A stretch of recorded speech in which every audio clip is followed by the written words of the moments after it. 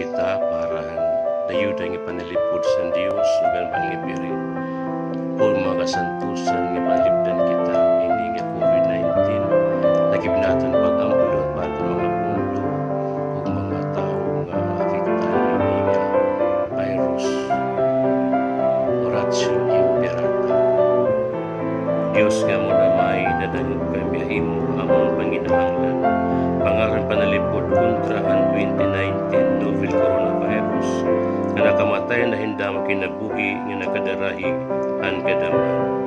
Nagaampo kami ni mo grasya para mga tagintuinan in pagtuon ang natura ug kausa kini nga virus ug sakit kanang kalaksi nga paglurang.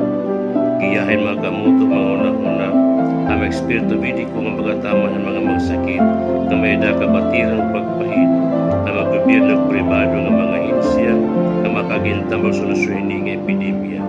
Nagaampo kami tungod ang mga magsakit kahit gilayon maibalik ang nilang upay nga panlawas.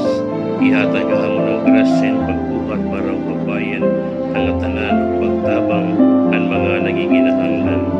Pinangaro namong ni pinagi ang namong Jesucristo imo na yang nabubuyog nagahadi upod imo tidang pagkaos ng Espiritu Santo Dios sa dayon nga mga katuigan. Amen. Maria Santissima mananabang ang mga Kristiyanos, igampo kami.